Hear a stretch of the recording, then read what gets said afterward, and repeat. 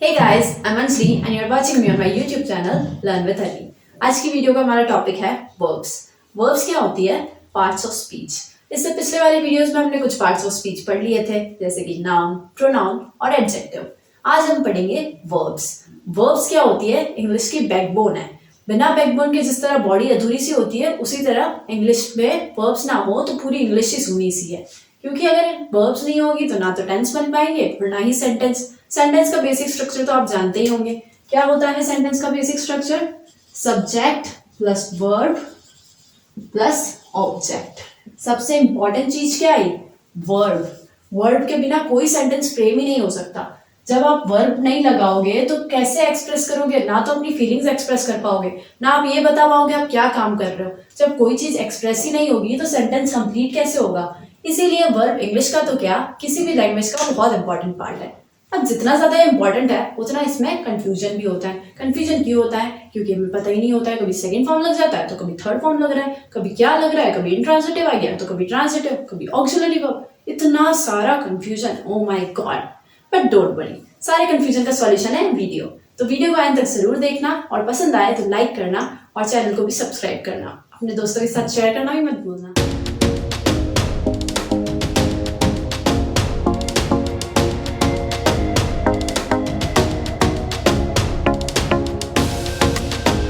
सबसे पहले देख लेते हैं कि वर्ब्स इतने इंपॉर्टेंट हैं तो इनकी तारीफ क्या है। इनकी तारीफ तो जाननी पड़ेगी ना। तो क्या बताया इनकी तारीफ में? A word that expresses an action और स्टेट ऑफ बीइंग। क्या बताता है? एक्शन बताता है और स्टेट ऑफ बीइंग को बताता है। एक्शन मतलब काम के करने को, ये, और स्टेट ऑफ बीइंग का मतलब काम के होने को। एक ऐसा वर्ड जो काम के करने या होने को बताता है उसे हम क्या बोलते हैं? वर्ब बोलते हैं। अब काम कौन से हो गए? आपके सुबह उठने से लेकर के रात को सोने तक जितने भी काम हो रहे हैं वो सब क्या है? काम है। उसके अलावा भी आपकी बॉडी के अंदर जो फंक्शनिंग हो रही है, आपके ब्लड में सर्कुलेशन हो रहा है, वो भी काम है। आप ब्रीथ कर रहे हो, सांस ले रहे हो, वो भी क्या है? वो भी काम है। जितनी भी प्रोसेसेस आपके अराउंड हो रही है वो सब क्या होती है? काम होती है। तो ये सारे तो हमारे को पता चल गया कि एक्शन यानी कि काम के होने को तो हम बोलेंगे वर्ड बोलेंगे। कोई सा भी वर्किंग वर्ड आ गया वो सब क्या हो गया? काम। खाना पीना सोना उठना सब कुछ हो गया, ये सब काम हो गया। पर अब ये स्टेट ऑफ बीइंग क्या है? स्टेट ऑफ बीइंग का मतलब क्या है? किसी भी चीज के होने का, यानी उसकी एग्जिस्टेंस बताना। जैसे she is a doctor. She is a doctor, वो एक डॉक्टर है। तो डॉक्टर में इज क्या आया? इज की वो डॉक्टर है, उसकी एग्जिस्टेंस बता रहा है। तो ये क्या है? ये भी एक वर्ड क्या है? वर्ब है, क्योंकि ये बता रहा है एग्जिस्टेंस की शी इज अ डॉक्टर, वो एक डॉक्टर है। तो ये एग्जिस्टेंस बताने वाले वर्ड्स भी कौन से होते हैं? वर्ब्स होते हैं। क्या होता है वर्ब? कोई भी काम का करना या होना, वो क्या होता है? वर्ब। कोई से भी एक्शन वर्ड्स। अब एक्शन वर्ड्स में क्या हो सकते हैं? जैसे रीड, आप पढ़ रहे हो तो वो क्या हो गया? एक्शन वर्ड है, यानी कि काम हो रहा है, तो ये भी वर्ब है। राइट, लिखना, मैंने अभी लिखा है यहाँ बोर्ड पे, तो ये बोर्ड पे लिखना क्या हुआ? कुछ काम हुआ ना। काम हुआ तो ये भी क्या हो जाएगा? वर्ब। उसके बाद प्ले, खेलना। खेलने में कितनी एनर्जी चाहिए होती है, कितना ज्यादा मेहनत लगती है, इसीलिए खेलना भी क्या है? काम है, कुछ काम हो रहा है। उसके बाद ईट, खाना खाना। बिना मेहनत के तो खाना भी नहीं खा सकते, खाना खाने के लिए भी हाथ तो चलाते हो ना। तो ये क्या हो रहा है? काम, मुंह भी चलाना पड़ता है। तो सब कुछ क्या है? ईट भी क्या है? एक वर्ब है। उसके बाद वॉच, देखना। अभी आप ये वीडियो देख रहे हो तो उसके अंदर भी क्या हो रहा है? काम हो रहा है। काम हो रहा है तो ये भी क्या हो गई? वर्ब हो गई। कुक, खाना बनाना। खाना बनाने में भी तो मेहनत लगती है, बिना मेहनत के तो कोई काम नहीं होता, इसीलिए ये भी क्या है? वर्ब है। डांस, डांस करना। डांस करने में भी कोई एक्शन हो रहा है ना, तो ये भी क्या हो जाएगा? वर्ब। गाना गाना, गाने गाने में मूवमेंट नहीं होता है, मुंह से आवाज तो निकल रही है, दिमाग का यूज हो रहा है, ये सब कुछ हो रहा है, तो ये सब क्या है? वर्ब्स है। ये सारे में क्या हो रहा है? काम के करने का पता चल रहा है, तो इनको हम क्या बोलते हैं? Action words. ये तो एक्शन वर्ड्स, सारे एक्शन वर्ड्स क्या हो जाते हैं? वर्ब्स हो जाते हैं। अब एक्शन वर्ड्स पर इनको क्या बोलते हैं? एक और नाम है इसका, वो है मेन वर्ब। इन सारी वर्ब्स को हम बोलते हैं मेन वर्ब, क्योंकि इन सब में काम के करने का पता चलता है। काम के करने का पता चलने वाली वर्ब्स कौन सी हो जाएगी? मेन वर्ब हो जाएगी। इसके अलावा भी एक तरह की और वर्ब होती है जिसे हम हेल्पिंग वर्ब बोलते हैं। हेल्पिंग वर्ब क्या होती है? जो हेल्प करती है। आप भी जानते हो कि कोई भी हेल्पर अगर जुड़ जाए किसी काम को करने के लिए तो काम कितना ब्यूटीफाई हो जाता है। उसी तरह से अगर सेंटेंस में भी हेल्पिंग वर्ब्स जुड़ जाएंगे तो सेंटेंस भी ब्यूटीफाई हो जाएगा। अब ये सारे वर्ड ही देख लो, जैसे is, am, are, was, were, has, have, had, ये सब क्या है? हेल्पिंग वर्ब्स हैं। ये सब क्या करते हैं? सेंटेंस को ब्यूटीफाई, उसका मीनिंग कंप्लीट करने के काम में आते हैं। जिस तरह से इज का मतलब है, एम का हूं, आर का है या हो, वॉज का था, वर के थे, इसी तरह से इन सब के ये सब क्या करते हैं? किसी सेंटेंस को, वर्ड को कंप्लीट करते हैं। अब इनके हम एग्जाम्पल्स देख लेते हैं। कुछ एग्जाम्पल्स देखने के लिए हम लोग यहाँ एक सेंटेंस, 2-3 सेंटेंस फ्रेम कर लेते हैं इन्हीं वर्ब से लेकर के। जैसे क्या नाम लेंगे? रीटा। रीटा ले लिया। Rita is reading a book. Rita क्या कर रही है? बुक पढ़ रही है। इसके अंदर अब दोनों चीजें आ गई, ये मेन वर्ब भी आ गई और हेल्पिंग वर्ब भी आ गई। हेल्पिंग वर्ब ने क्या किया? पूरे सेंटेंस को कंप्लीट कर दिया। पर अपन इस सेंटेंस को विदाउट हेल्पिंग वर्ब भी लिख सकते थे। किस तरह लिख पाओगे? जैसे Rita reads a book. Rita book पढ़ती है, ये भी वैसा ही सेंटेंस है पर इसके अंदर कोई हेल्पिंग वर्ब नहीं जुड़ी है। फिर भी इस सेंटेंस में क्या है? Still there is a verb. तो वर्ब सारे सेंटेंस में होगा, इसीलिए सब कुछ फॉर्मेशन किस वजह से पॉसिबल है? वर्ब्स की वजह से पॉसिबल है। इसके बाद में एक सेंटेंस और ले लो जिसके अंदर कोई मेन वर्ब ना हो और सिर्फ हेल्पिंग वर्ब हो। उसके लिए हम लोग यूज कर सकते हैं रीटा इज ब्यूटिफुल। चलो, Rita is beautiful. Rita is beautiful में इज क्या हो गया? इज हो गया हेल्पिंग वर्ब। हेल्पिंग वर्ब है, स्टिल वर्ब प्रेजेंट है। इसके बिना रीटा ब्यूटीफुल लिखा होता मैंने तो इसका कोई मीनिंग निकलता क्या? कोई मीनिंग समझ नहीं आता। इसीलिए हमने ये वर्ब लगाई जिससे इसका मीनिंग कंप्लीट हो गया। इसीलिए वर्ब्स बहुत ज्यादा इंपॉर्टेंट है। यानी किसी भी चीज के करने को या फिर होने को हम वर्ब बोलेंगे। यानी कि कोई काम कर रहा है या फिर किसी के होने की एग्जिस्टेंस भी बता रहा है, वो सारे वर्ड्स क्या हो जाएंगे? वर्ब्स हो जाएंगे।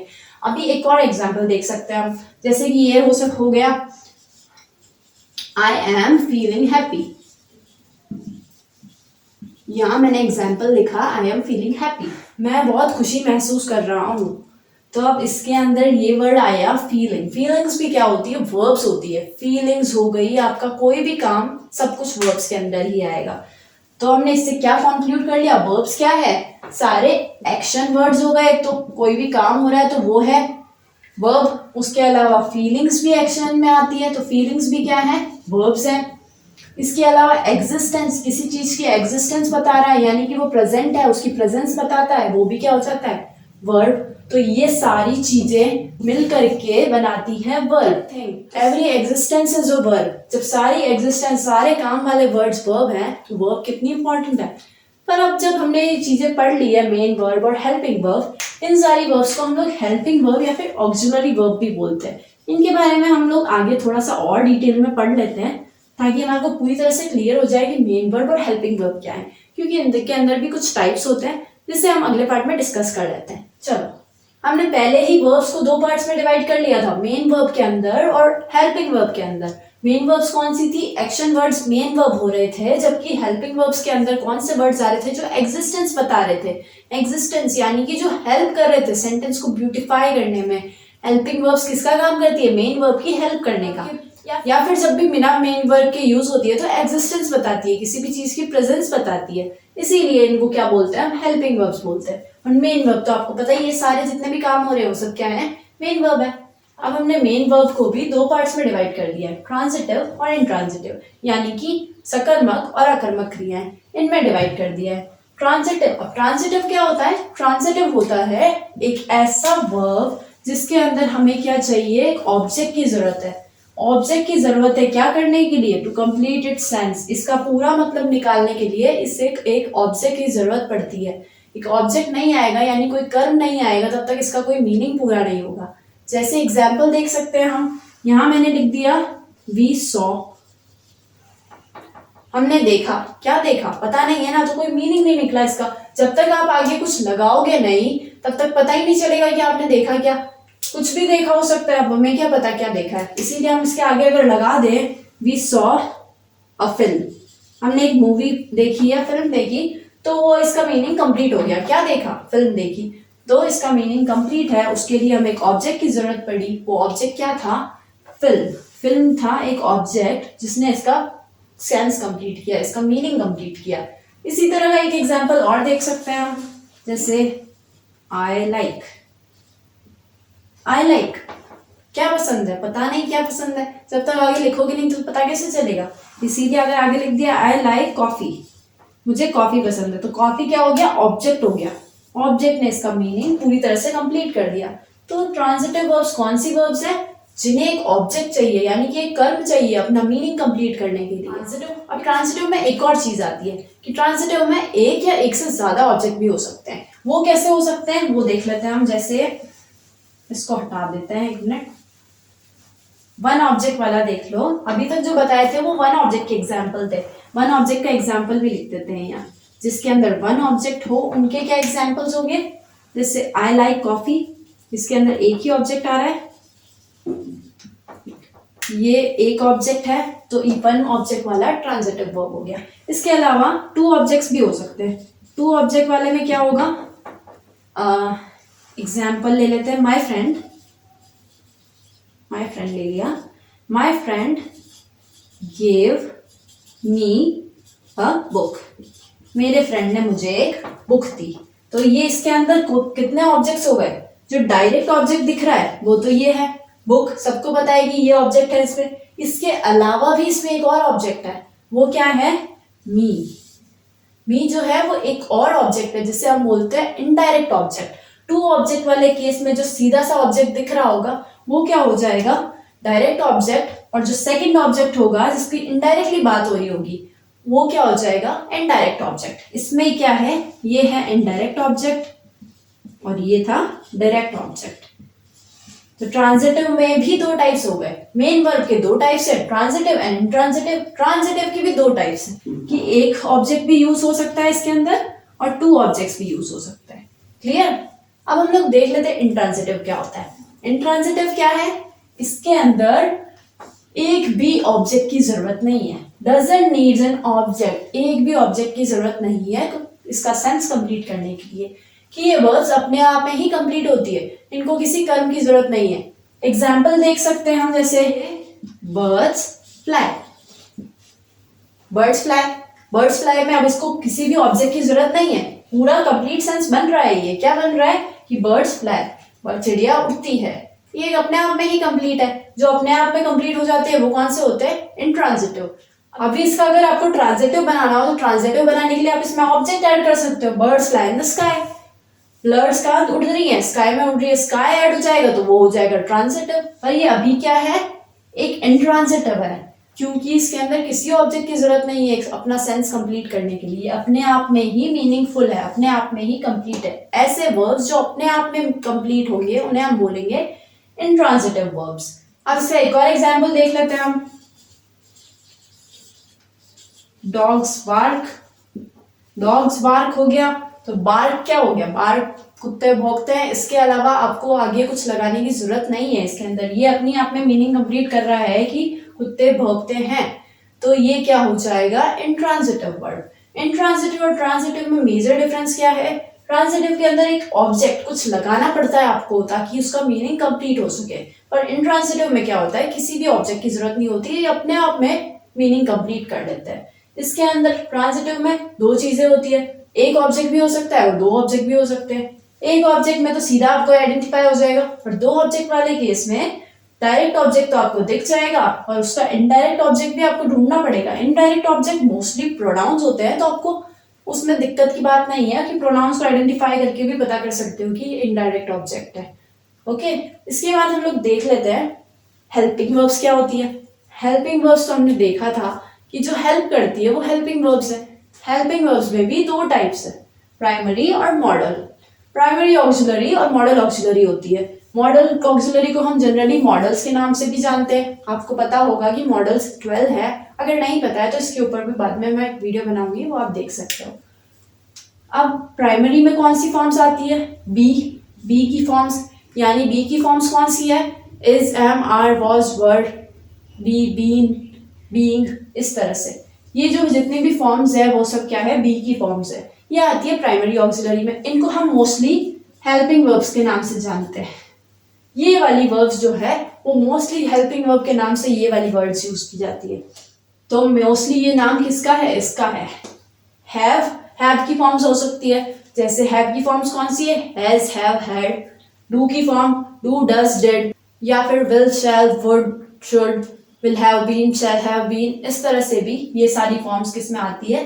प्राइमरी में, यानी कि ये हेल्पिंग वर्ब्स होती है, प्राइमरी ऑक्सिलरीज होती है। मॉडल्स तो आप सभी को पता होंगे कि 12 होते हैं। कौन कौन से होते हैं? Shall, should, will, would, can, could, may, might, must, need, ought to, used to। ये इस तरह के ये 12 मॉडल्स हैं। इनको हम लोग बाद में अच्छे से डिस्कस करेंगे। अभी हम लोग इनके एग्जाम्पल्स देख लो जरा, क्या हो सकते हैं, किस तरह से हेल्प कर सकते हैं ये। इसके अंदर कुछ भी ले लो। I am writing on the board, I am writing लिख दो, चलो बड़ा हो जाएगा नहीं तो। I am writing, am helping word, primary auxiliary, sentence completed. Help कर दी सेंटेंस की, कंप्लीट हो गया। आई राइटिंग लिखा होता तो कोई मतलब नहीं निकलता। आई राइट का मतलब निकल सकता था, बड़ा आई राइटिंग का मतलब नहीं निकलेगा, तो इसको कंप्लीट करने के लिए आई एम लगाना होगा। चलो कोई और एग्जाम्पल ले लो। I have done my work, I have done my work. इसके अंदर हैव की फॉर्म आ गई, इसने इसका मीनिंग कंप्लीट कर दिया, तो ये कौन सी हो गई? Helping verb. बिना हैव के लगा है I done my work, no sense, कोई सेंस नहीं बना, इसलिए सेंस कंप्लीट करने के लिए हमें हेल्पिंग वर्ब लगानी होगी। ठीक है, अब मॉडल्स की एग्जांपल और देख लो। चलो ये इरेज कर देती हूँ मैं, यहाँ लिख देते हैं मॉडल्स के एग्जांपल। इसके अंदर ले लेते हैं हम लोग I can drive a car, drive a car. तो यहाँ जो कैन ऐड हुआ, जिसने बताया कि मैं कार ड्राइव कर सकती हूँ, तो ये सकती हूँ वर्ड, अगर ये वर्ड ही नहीं लगाते तो आई ड्राइव अ कार, मैं गाड़ी चलाती हूँ। पर ये मॉडल ऑक्सिलरी क्या करते हैं? ये कैन का यूज होता है किसी की एबिलिटी दिखाने के लिए, एबिलिटी दिखाने के लिए, यानी इस सेंटेंस को ब्यूटीफाई कर दिया, इसको और ज्यादा इनहेंस कर दिया, ज्यादा करके बता दिया। इसका काम करते हैं मॉडल ऑक्सिलरीज, यानी हेल्पिंग वर्ब्स में आते हैं ये। और क्या हो सकता है? You should study, you should study, तुम्हें पढ़ाई करनी चाहिए। तो ये शुड है, शुड क्या कर रहा है? कुछ बता रहा है कि आपको ये काम करना चाहिए, एडवाइस देने वाली चीज हो गई। तो ये क्या हो जाता है? मॉडल ऑक्सिलरी मॉडल हो जाता है, ये हो जाता है मॉडल ऑक्सिलरी, यानी कि हेल्पिंग का काम कर रहा है। तो ये हेल्पिंग वर्ब में ही पार्ट्स में है। ओके, इसके बाद हम लोग देख लेते हैं फॉर्म्स ऑफ वर्ब्स कैसे बनाई जाती है। तो अब हम कुछ रूल्स देख लेते हैं जिससे हम वर्ब्स को चेंज कर सके, फर्स्ट फॉर्म से सेकंड फॉर्म में और सेकंड से थर्ड फॉर्म में। रेगुलर फॉर्म्स को चेंज करने के सेट बने हुए हैं। सेट ए में क्या होता है कि हम लोग ईडी ऐड कर देते हैं। वो तो सभी को पता है कि हमेशा ईडी ऐड करके बन जाती है, जैसे कि एक्सेप्ट है, एक्सेप्ट में अगर ईडी लगा दिया, आपने ईडी ऐड कर दिया तो सेकंड फॉर्म बन गई। और थर्ड फॉर्म भी सबसे इजी वाला टाइप है ये, जिसमें ईडी ऐड हो जाता है, बस वो वाला टाइप है सेट ए। और एक और चीज होती है इसमें, क्या होता है? क्लोज है, क्लोज के आगे डायरेक्टली डी लगा दिया तो क्लोज्ड क्लोज्ड बन गया। बर्न, बर्न में टी लगा दिया। फर्स्ट सेट ए में क्या होता है, जो हम लोग वर्ब्स जानते हैं सभी लोग, जिसमें क्या आ गया? ईडी वाली फॉर्म आ गई, डी वाली फॉर्म आ गई कि डी लगा दिया पीछे, और टी वाली फॉर्म लगा दी। इन तीनों को पीछे ऐड करके आप सेकंड फॉर्म और थर्ड फॉर्म बना सकते हो। ये इजीएस्ट टाइप का सेट है। अब सेट बी में क्या होता है? सेट बी में होता है कि जो अल्फाबेट्स, जहां पे अल्फाबेट टी या फिर डी आ रहा हो, टी या फिर डी आ रहा हो, तो हम लोग क्या करेंगे? उनको बिल्कुल चेंज नहीं करेंगे। बैट बैट, रीड का रेड रेड, ऐसे ही हो जाता है। रीड चेंज ही नहीं होता है, बैट भी चेंज ही नहीं होता है, क्योंकि इनके लास्ट में क्या हो रहा होता है? टी और डी। टी और डी से एंड होने वाली कोई सी भी ले लो, चाहे देखो ये हिट वाली देख लो, हिट, हिट में भी क्या होता है? हिट हिट हिट ही रहता है ना। पुट वाली देख लो, तो पुट वाली में भी पुट पुट पुट, इन सब में एंडिंग किससे हो रही है? टी से और डी से। तो ऐसे वर्ब्स क्या होते हैं? चेंज ही नहीं होते हैं। सेकंड और थर्ड फॉर्म में भी उनकी स्पेलिंग सेम ही रहेगी, एज इट इज आ जाता है। सेट सी कौन सा होता है? अब सेट सी के अंदर है vowel in the present form is changed. इसके अंदर जो वॉवेल होते हैं वो चेंज हो जाते हैं। जैसे कि अबाइड है, अबाइड में चेंज किया तो आई चेंज होकर के ओ में आ गया, अबोर्ड अबोर्ड हो गया। होल्ड का हेड हेल्ड हो गया, सिर्फ बीच में से वॉवेल चेंज हुआ है। वॉवेल चेंज होने वाले सेट कौन सा है? सेट 3, जिसके अंदर सिर्फ वॉवेल चेंज होते हैं। सेट ए के अंदर क्या होता है? ईडी ऐड हो जाता है, या फिर डीबी ऐड हो जाता है, या टी ऐड हो जाता है। इस तरह की फॉर्म्स होती है, ये इजीएस्ट टाइप में आती है, इन्हें हम वीक फॉर्म्स भी बोलते हैं। रेगुलर फॉर्म के अंदर वीक फॉर्म्स नहीं है, जिसके अंदर ईडी, डी और टी ऐड हो जाता है। सिर्फ सिंपली ऐड करना होता है, कोई चेंजेस नहीं होता है। इसके बाद में सेकंड फॉर्म ये वाली आती है, सेकंड सेट आता है जिसके अंदर टी या फिर डी से एंड हो रहे हो, वो कभी चेंज ही नहीं होते हैं, एज इट इज स्पेलिंग्स रहती है। उसके बाद सेट 4 में क्या है? आई, यानी कि वॉवेल्स चेंज हो जाते हैं। सिर्फ प्रेजेंट फॉर्म में फर्स्ट फॉर्म के जो है वो सिर्फ वॉवेल्स चेंज होते रहेंगे। अब सेट 4 आता है। सेट 4 में क्या है? सेट डी के अंदर होता है जो वाई, लास्ट का जो वाई है वो चेंज हो जाएगा या तो आई में या फिर ईडी में। अब बरी है, बरी में ये जो वाई आ रहा है वो चेंज हो जाएगा आईईडी में। सिर्फ या तो आई और ईडी लगा लेते हैं हम इनमें, सिर्फ वाई को चेंज करके आईईडी लगाना है, डबल कर देना है। कैरी है, कैरी में भी यही है, कैरी इसमें तो ऑलरेडी डबल है तो डबल करने की जरूरत ही नहीं है। आईईडी डायरेक्टली ऐड कर दिया, वाई को हटा करके आईईडी लगा दिया, ये कैरीड और कैरीड हो गया। ये हो गया सेट 4, जिसके अंदर है वाई को हटा करके आईईडी लगाना है, और इसको डबल भी कर दोगे।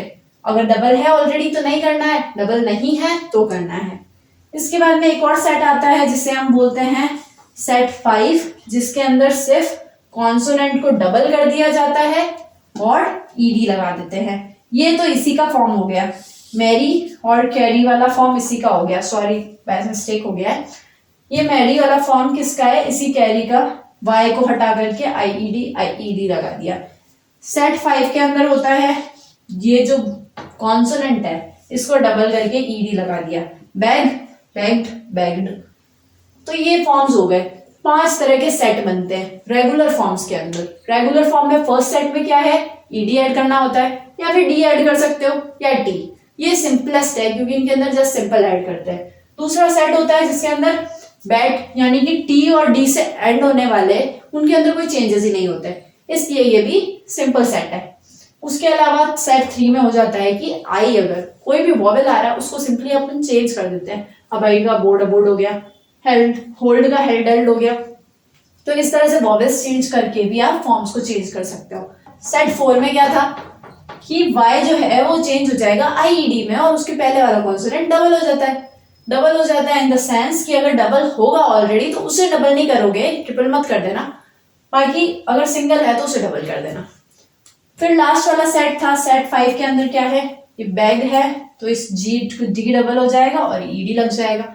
ये 5 सेट्स हैं जो रेगुलर फॉर्म्स ऑफ वर्ब्स में बनते हैं। ये ट्रेंड चलता है, पर इररेगुलर फॉर्म्स ऑफ वर्ब्स भी होती है। जैसे वो कौन सी होती है? गो, वेंट, गोन। इररेगुलर कौन सी है? गो, वेंट, गॉन। ये है रेगुलर फॉर्म्स ऑफ वर्ब। इनके लिए कोई रूल नहीं लगता है, इनको हमें, ये कुछ 5% वर्ड्स होती है जिसको आप याद करना पड़ता है, बाकी सब तो इनसे हो जाता है आपका काम। 5 रूल से सारा काम हो जाता है, बाकी इन्हीं को याद करना होता है। इनको थोड़ा सा धीरे धीरे करके हम लोग याद करेंगे। इसका और हो जाता है जैसे ईट, एट, ईटन, ये तो बेसिक्स ही है, सभी को याद होगी ये। इसके अलावा कौन सी है? बी की फॉर्म्स है, बी, बीन, बीइंग, जगह नहीं आ रही। इस तरह की इरेगुलर फॉर्म्स है, वो हम लोग क्या करते हैं, उन्हें याद करनी पड़ेगी आपको। बाकी की आपकी सारी फॉर्म्स 95% ऑफ द वर्ब्स इनसे बन जाएगी आपकी। इसके बाद हम लोग कुछ और रूल्स भी देख लेते हैं कि फर्स्ट फॉर्म को कहाँ लगाते हैं। सबसे बड़ा इंपॉर्टेंट पार्ट है इस वीडियो का, क्योंकि हमें ये कंफ्यूजन होता है कि फर्स्ट फॉर्म कहाँ लग रही है, सेकेंड फॉर्म कहाँ लगानी है, थर्ड फॉर्म कहाँ लगानी है। तो इसके भी हम लोग डिस्कस कर लेते हैं कि फर्स्ट फॉर्म कहाँ कहाँ यूज हो सकती है, सेकेंड कहाँ लगेगी और थर्ड कहाँ लगेगी। चलो उसे भी देख लेते हैं। अब देख लेते हैं कि फर्स्ट फॉर्म ऑफ वर्ब किस किस के साथ लगती है। फर्स्ट फॉर्म ऑफ वर्ब्स लग सकती है टू के साथ। टू के साथ हमेशा क्या लगेगी? First form of verb. I want to help you, to के साथ हेल्प लगा है, हेल्प क्या है? First form of verb. Do, does और डिड के साथ भी क्या लगेगी? First form of verb. इसके अलावा लेट के साथ भी फर्स्ट फॉर्म ऑफ वर्ब लगेगी। जैसे आप परमिशन मांगते हो ना, लेट मी हेल्प यू, मुझे तुम्हारी हेल्प करने दो। इस तरह की कोई बात होती है तो लेट मी हेल्प क्या हुई थी? हेल्प थी फर्स्ट फॉर्म ऑफ वर्ब, तो लेट के साथ भी लगेगी फर्स्ट फॉर्म ऑफ वर्ब। उसके अलावा यूनिवर्सल ट्रूथ, कोई बहुत यूनिवर्सल ट्रूथ है, जैसे the earth revolves around the sun, earth sun के चारों चक्कर काटती है, उसके अराउंड घूमती रहती है, तो रिवॉल्व क्या है, फर्स्ट फॉर्म ऑफ वर्ब है। यूनिवर्सल ट्रूथ के साथ क्या लगेगी, फर्स्ट फॉर्म ऑफ वर्ब। और सेइंग, कोई कहावत है, उसके साथ भी फर्स्ट फॉर्म ऑफ वर्ब लगेगी। उसके अलावा प्रोवर्ब भी कोई कहावत ही होती है, कुछ कही गई बात, उनके साथ क्या लगेगी, फर्स्ट फॉर्म ऑफ वर्ब। इसके अलावा इंपेरेटिव सेंटेंस में भी फर्स्ट फॉर्म ऑफ वर्ब लगेगी। इंपेरेटिव सेंटेंस कौन से हो गए, इंपेरेटिव सेंटेंस में या तो रिक्वेस्ट करते हैं या कमांड देते हैं या ऑर्डर देते हैं या फिर एडवाइस देते हैं, ऐसे वाले सेंटेंसेस के साथ भी क्या लगता है, फर्स्ट फॉर्म ऑफ वर्ब। इनके अलावा ये वर्ड्स जैसे shall, should, will, would, can, could, may, might, dare, must, need, इन सब के साथ भी क्या लगता है, फर्स्ट फॉर्म ऑफ वर्ब लगता है। इसके अलावा कोई हैबिट्स है, हॉबीज हैं या फिर रूटीन्स है, यानी आपकी हैबिट्स और आपका जो रूटीन चल रहा है उसके साथ भी क्या लगेगा, फर्स्ट फॉर्म ऑफ वर्ब लगेगा।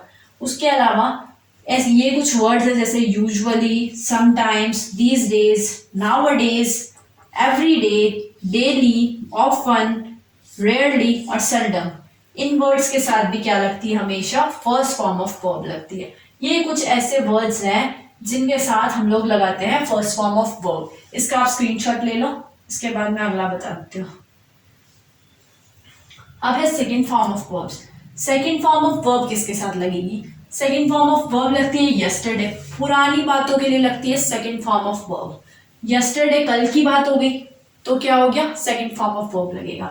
लास्ट नाइट पिछली रात की बात या पिछले वीक की बात, पिछले डे की बात, पिछले मंथ की बात, पिछले ईयर की बात, तो क्या लगेगा, सेकेंड फॉर्म ऑफ वर्ब लगेगा। या फिर लॉन्ग अगो, बहुत टाइम पहले, एज सून एज, जैसे ही वो काम हुआ वैसे ही, ऐसे वाले केसेस में भी क्या लगेगा, सेकेंड फॉर्म ऑफ वर्ब लगेगा। उसके अलावा हिस्टोरिकल इवेंट्स, यानी पुरानी बातें जो पहले हो चुकी है उनमें भी क्या लगेगा, second form of verb. Second form का नाम ही पास्ट में आता है तो वो किसके साथ लगेगी, पास्ट वाली चीजों के साथ क्या लगेगी, सेकेंड फॉर्म ऑफ वर्ब। इसके अलावा थर्ड फॉर्म किसके साथ लगती है, हैज, हैव और हैड के साथ। हैज, हैव और हैड के साथ हमेशा थर्ड फॉर्म ऑफ वर्ब लगती है। या फिर पैसिव वॉइस के अंदर जब आप एक्टिव टू पैसिव कन्वर्जन करते हो तब भी हमेशा थर्ड फॉर्म ऑफ वर्ब लगती है। और एक और चीज क्या इंपॉर्टेंट है, ये इंपॉर्टेंट सी चीज और है, इफ टू पास्ट एक्शन, अगर दो पास्ट में एक्शन दिए गए, अभी तो बता दिया कि पास्ट एक्शंस के लिए आप सेकंड फॉर्म लगाओगे, पर दो पास्ट एक्शंस जब दे रखे हैं, दो चीजें जब पास्ट में एक साथ हुई है तो पहले एक्शन के साथ तो क्या लगेगी, पहला एक्शन किस में कन्वर्ट हो जाएगा, पहले एक्शन में लगेगी थर्ड फॉर्म और सेकंड एक्शन में लगेगी सेकंड फॉर्म। तो फर्स्ट फॉर्म किनके साथ लगती है, टू के साथ, डू, डज, डिड के साथ, लेट के साथ, या फिर यूनिवर्सल ट्रुथ के साथ, या सेइंग के साथ, या फिर प्रोवर्ब के साथ, या किसी हैबिट्स, हॉबी या रूटीन के साथ, या फिर इंपेरेटिव सेंटेंसेस में, या यूजुअली, समटाइम्स, दीज डेज, इस तरह के वर्ड्स है उनमें, या विल, शैल, शुड, कुड, इनके साथ लगती है फर्स्ट फॉर्म ऑफ वर्ब। और पास्ट वाले जो भी एक्शन हो रहे हैं उनके साथ क्या लगेगा, सेकेंड फॉर्म ऑफ वर्ब। यानी यस्टरडे, लास्ट नाइट, पुरानी बात के लिए हमेशा सेकेंड फॉर्म ऑफ वर्ब लगेगा। और अगर दो एक्शंस हो रहे हैं तो उसके लिए पहले एक्शन में तो थर्ड फॉर्म, सेकेंड एक्शन में सेकेंड फॉर्म। थर्ड फॉर्म हमेशा हैज, हैव, हैड के साथ लगेगी और पैसिव वॉइस कन्वर्जन के टाइम भी थर्ड फॉर्म ऑफ वर्ब लगेगी। आई होप आपका टॉपिक पूरी तरह से क्लियर हो गया होगा। अब मिलते हैं अगली वीडियो में, तब तक के लिए टेक केयर, थैंक यू।